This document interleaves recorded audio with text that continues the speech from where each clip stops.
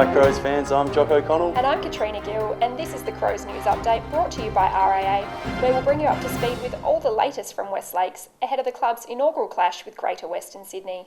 Now I'm sure the players can't wait for this weekend's game to roll around after a disappointing loss to Hawthorn. However, there was one positive story coming out of that match with young Sam Kerridge making his AFL debut. Yes, Sam went over as the travelling emergency, not really expecting to play, but he got a late call-up when Ricky Henderson pulled out with a bit of hip soreness. Now, Sammy had a few touches after starting the game as a sub, but he was still pretty pumped to make his Crows debut.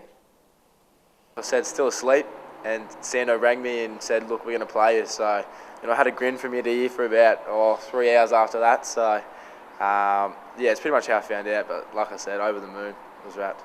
Yeah, running out on the G for the first time was outstanding. Regardless of the score, I really didn't focus on anything else besides the football and where I was supposed to be. So, it's a bit weird like that. You think you'd run out and you'd notice the crowd yelling or the time or the score or anything. So, but it was the complete opposite. Like I said, just focusing on the footy and stuff.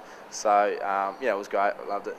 Hopefully there are a few aspiring Sam Kerridges among the 700 kids who turned out to the Crows Junior Member Clinic. Now, it was a great night with all the players getting around and speaking to the young kids and giving some tips where they could. Do you know what else is great, Jock? What's that, Katrina?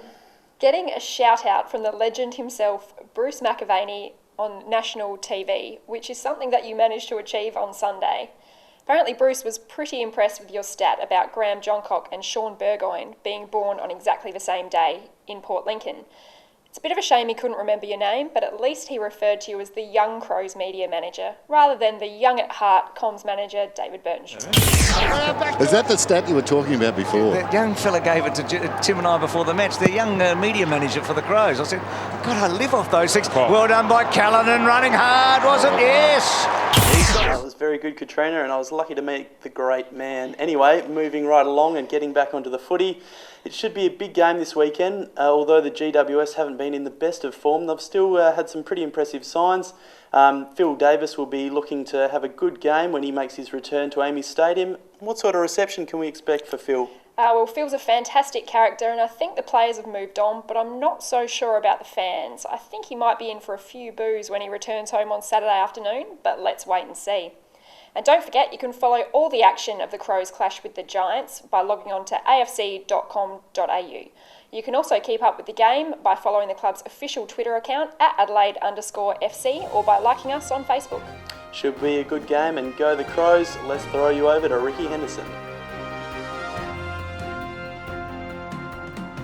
This has been the Crows News Update brought to you by RAA, the insurance you can trust.